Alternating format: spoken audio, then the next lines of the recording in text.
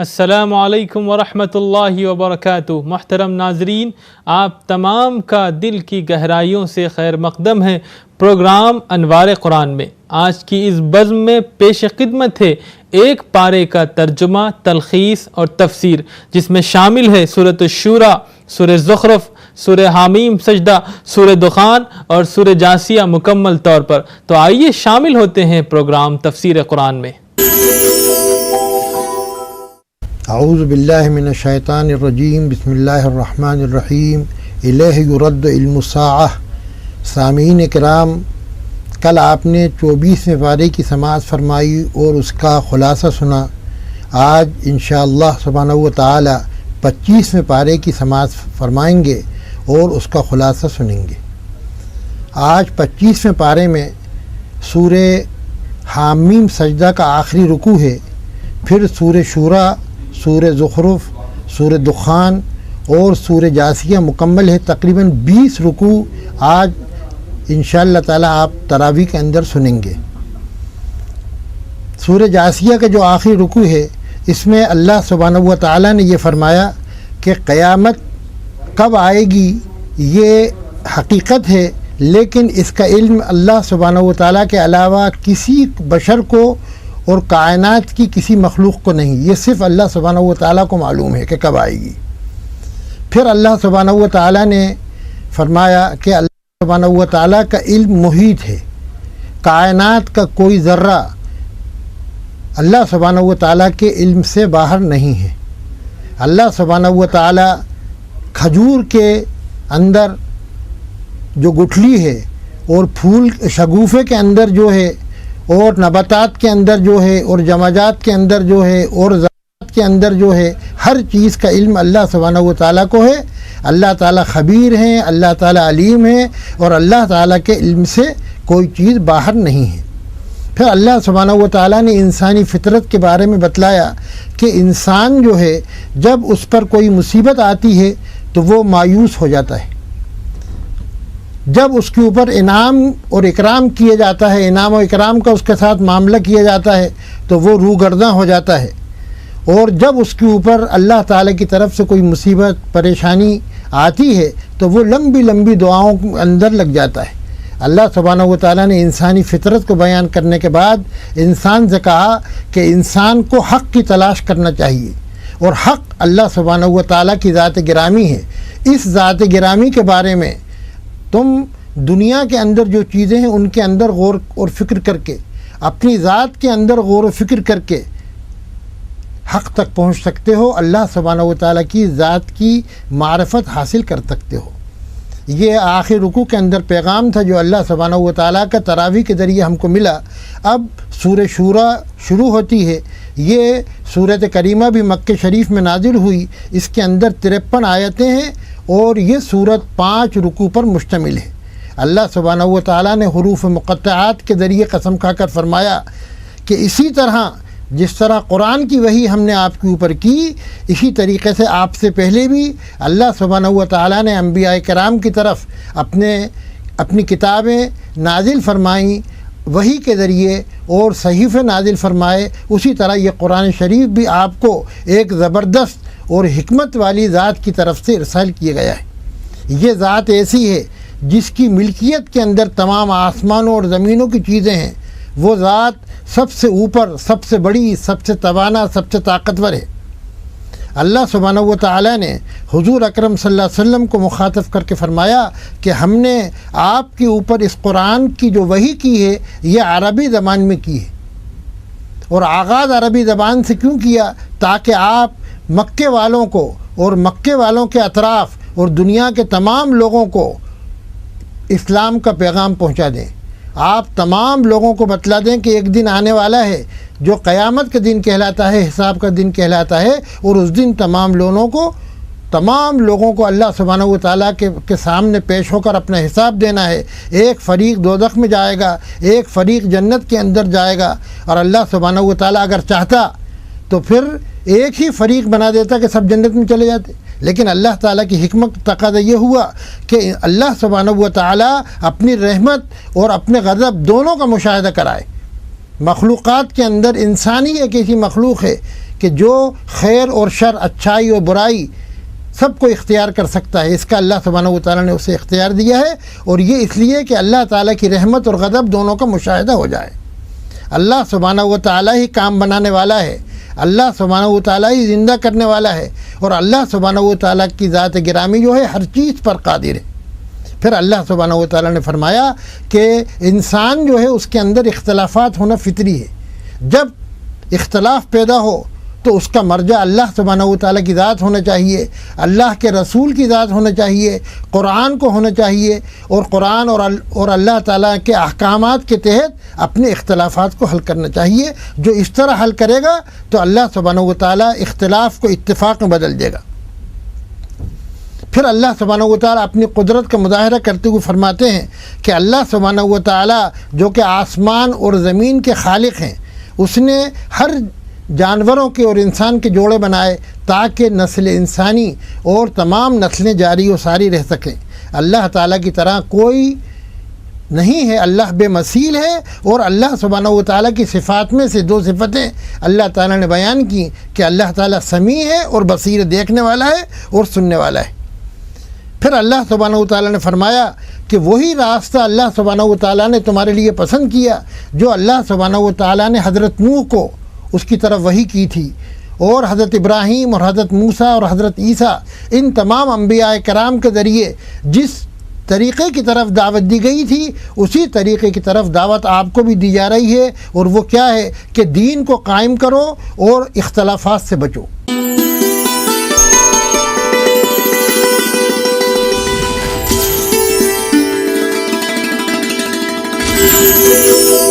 کہ ایمان لاؤ، اللہ تعالیٰ کی توحید کا اختیار کرو، اور کبھی تفرقہ نہ کرو، اختلافات نہ کرو۔ اللہ سبحانہ و تعالیٰ نے اس کے بعد فرمایا کہ جو دنیا کی کھیتی چاہتا ہے تو اللہ سبحانہ و تعالیٰ اس کو دنیا کے اندر مال و متاع عطا فرما دیتے ہیں، جو آخرت کی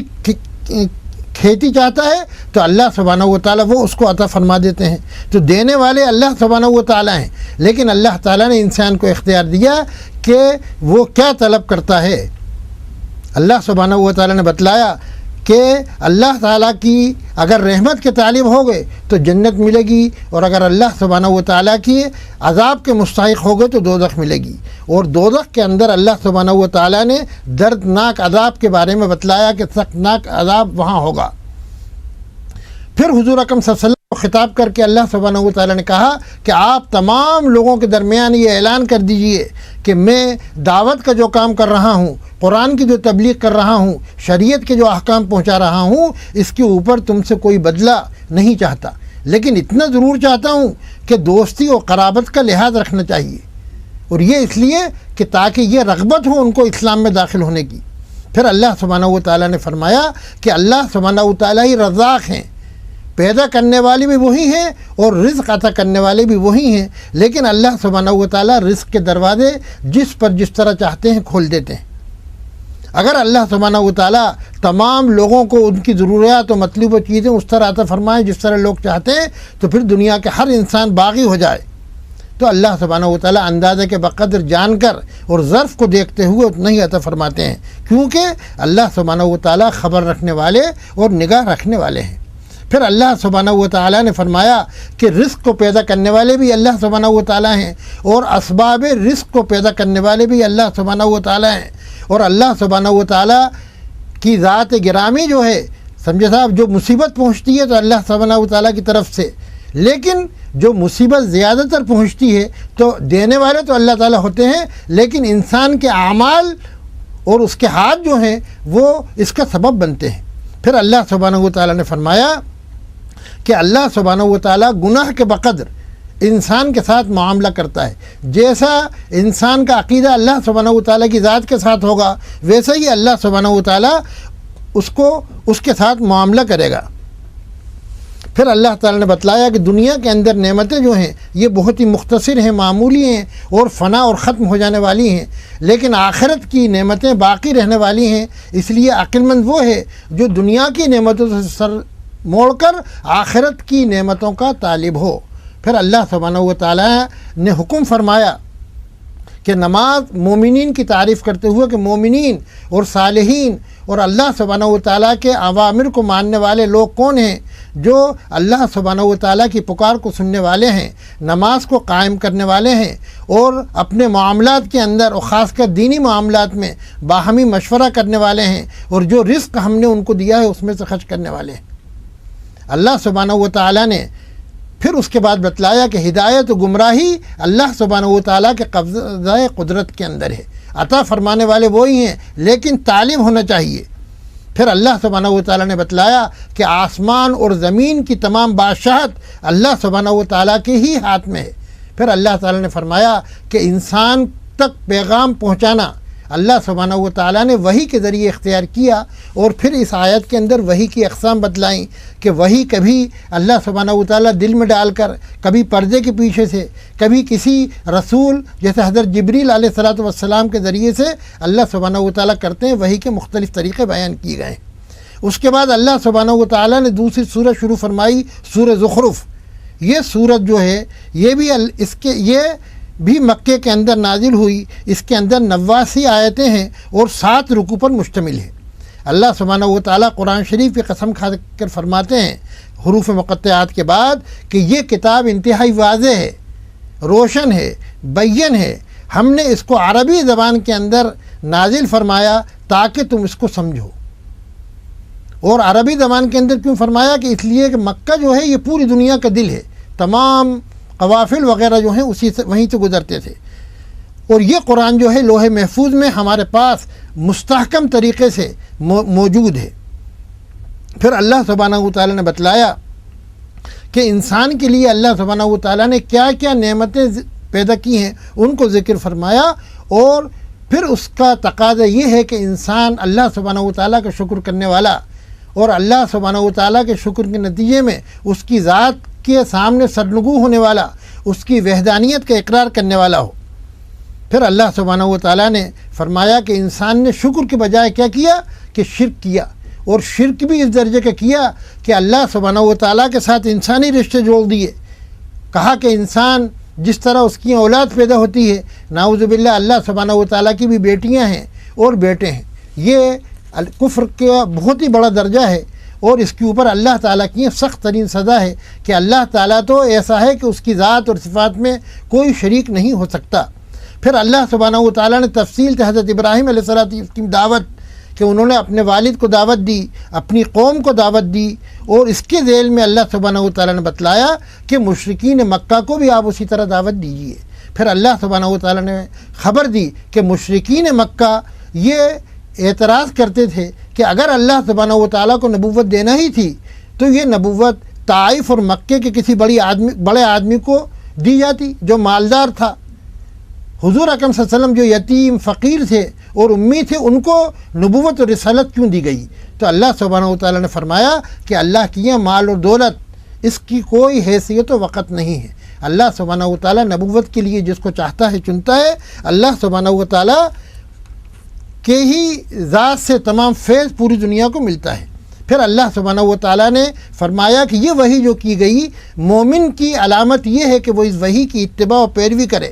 پھر اللہ تعالیٰ نے حضور اکرم صلی اللہ علیہ وسلم کے عظیم الشان معجزہ قرآن کے بعد فرمایا کہ حضرت موسیٰ علیہ الصلاۃ والسلام کو بھی معجزات عطا فرمائے گئے۔ فرعون نے ان معجزات کو نہیں مانا، سرکشی اور نافرمانی کی، تو اللہ تعالیٰ نے بتلایا کہ اس کو تباہ و برباد کر دیا گیا۔ اسی طرح مشرکین مکہ کو دعوت دی گئی کہ قرآن اللہ تعالیٰ کی کتاب ہے، حضور اکرم صلی اللہ علیہ وسلم کا قیامت تک باقی رہنے والا ابدی معجزہ ہے، اگر تم نے اس کے اوپر عمل کیا فبہا، نہیں تو فرعون کی طرح تم کو ہلاک کر دیا جائے گا۔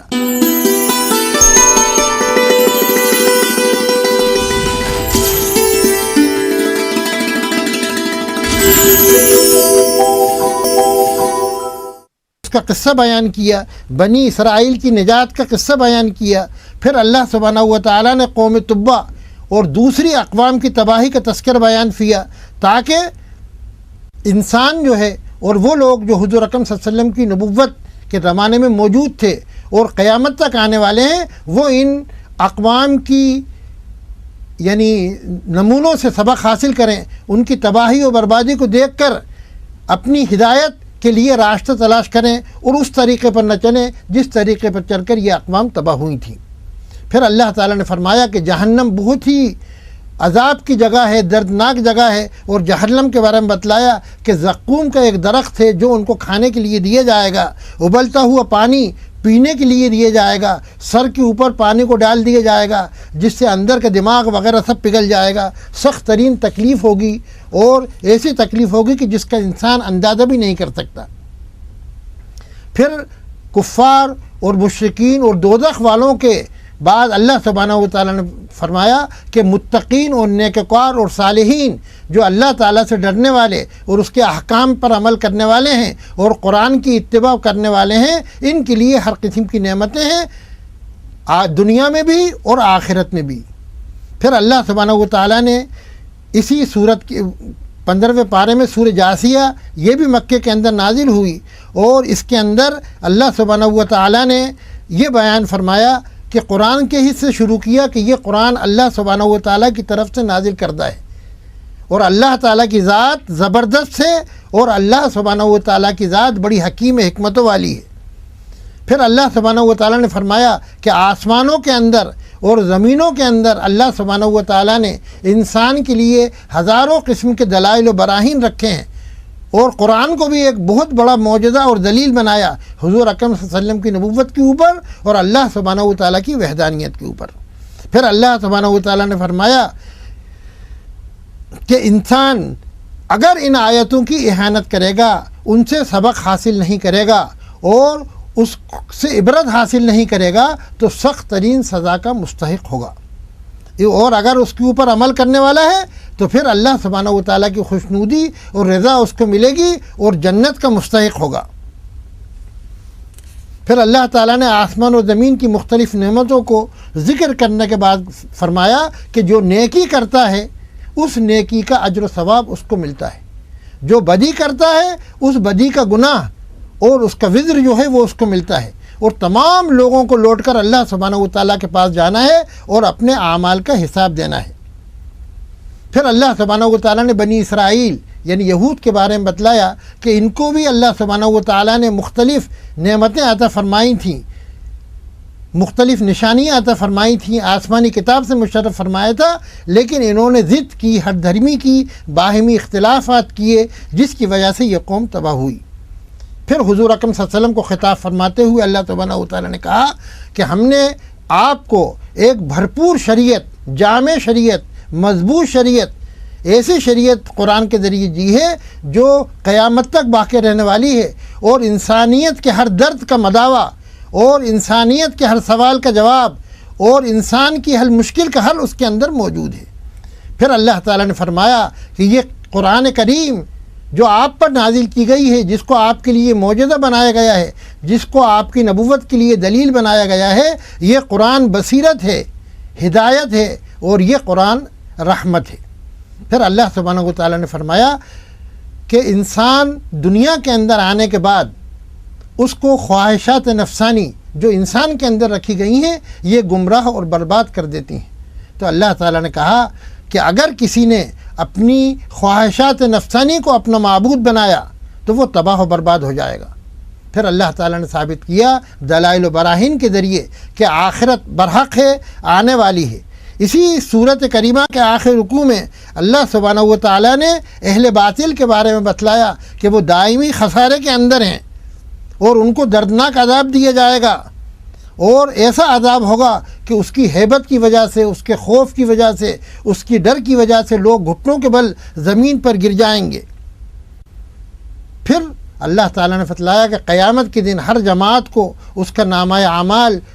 دیا جائے گا، اگر دائیں ہاتھ میں دیا گیا تو وہ آدمی نیک ہوگا، اگر بائیں ہاتھ میں دیا گیا تو وہ آدمی جو ہے اللہ سبحانہ و تعالیٰ کے عذاب کا مستحق ہوگا۔ پھر اللہ سبحانہ و تعالیٰ نے تفصیل کے ساتھ بتلایا کہ مومنوں کے لیے جنت اور منکروں کے لیے عذاب ہے۔ پھر اللہ تعالیٰ نے فرمایا کہ جو لوگ ایمان لائے، جنہوں نے نیک کام کیے، اللہ سبحانہ و تعالیٰ ان کو اپنی رحمت کے اندر داخل فرمائے گا، اور اللہ کی رحمت جس کو مل جائے وہی سب سے بڑی کامرانی ہے، وہی سب سے بڑی کامیابی ہے۔ پھر اللہ تعالیٰ نے کہا کہ انسانوں کے اندر ایک گروہ ایسا ہے جو کفر اور شرک کے اندر مبتلا ہیں. جب ہماری آیتیں جو قرآن کے اندر ہیں اور دنیا کے اندر ہیں اور جو ہم نے انسان کے اندر رکھی ہیں، جب وہ ان کو دیکھتا ہے تو تکبر اور غرور کرتا ہے اور ان سے فیض حاصل نہیں کرتا، ان سے سمجھتا نہیں ہے اور ان کو اپنے لیے دلیل و برہان نہیں بناتا، تو اللہ سبحانہ و تعالیٰ نے فرمایا کہ یہ لوگ مجرم ہیں. جب ان سے کہا جاتا ہے کہ اللہ سبحانہ و تعالیٰ کا وعدہ حق ہے، قیامت حقیقی ہے، قیامت برحق ہے، اس کے اندر کوئی شک نہیں ہے، تو وہ کہتے ہیں کہ ہمیں کیا معلوم قیامت کیا ہوتی ہے، ہم اس کے اوپر یقین کرنے والے نہیں ہیں. تو وہ برے اعمال کرتے رہتے ہیں اور اللہ سبحانہ و تعالیٰ کی شریعت اور قرآن کے ساتھ استہزاء کرتے ہیں. سمجھے صاحب؟ تو آخرت کے اندر اللہ تعالیٰ فرماتے ہیں کہ ہم ان کو اسی طرح بھول جائیں گے جیسے دنیاوی زندگی کے اندر انہوں نے ہم کو بھولا، ہمارے قرآن کو بھولا، ہماری شریعت کو بھولا، ہمارے نبی کے مرسلہ احکام کو بھولا اور قیامت کو بھول گئے. تو ہم آج ان کو بھول جائیں گے. اور جب اللہ تعالیٰ کسی کو بھول جائے تو اس کے خسارے کا، اس کے نقصان کا، اس کی بدبختی کا کیا کہنا. تو اللہ تعالیٰ کہتے ہیں کہ جن لوگوں نے اللہ سبحانہ و تعالیٰ کی ذات کو نعوذ باللہ اس کے ساتھ گستاخی کی، قرآن کے ساتھ بدزبانی کی، گستاخی کی، قرآن جو کہ اللہ سبحانہ و تعالیٰ کی طرف سے بھیجا ہوا آخری معجزہ ہے اس کے اوپر عمل پیرا نہیں ہوئے اور دنیاوی زندگی نے ان کو گمراہی کے اندر مبتلا کر دیا،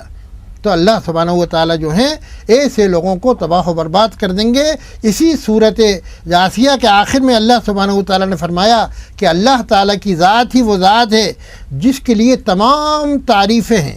یہ اللہ تعالیٰ کی ذات ایسی ہے جو آسمان اور زمینوں کا رب ہے، تمام کائنات کا رب ہے. اللہ تعالیٰ کی ذات ہی ایسی ہے جس کے لیے ہر بڑائی ہے، اور بڑائی ہر کائنات کے مقابلے میں، بڑائی زمین و آسمان کے اندر. اور اللہ تعالیٰ کی ذات ایسی ہے جو زبردست ہے اور عظیم الشان حکمت والی ہے. وآخر دعوانا ان الحمدللہ رب العالمین. ناظرین، آپ نے ملاحظہ فرمایا ایک پارے کا ترجمہ، تلخیص اور تفسیر. اللہ مجھ کو اور تمام ناظرین کو اس پر عمل کرنے کی توفیق عطا فرمائے. ناظرین، دیکھنا نہ بھولیں آج شب ہمارا پروگرام حرم مکی شریف سے نماز عشاء اور نماز تراویح کا لائیو ٹیلی کاسٹ. دیجیے مجھے اجازت. خدا حافظ. السلام علیکم ورحمۃ اللہ.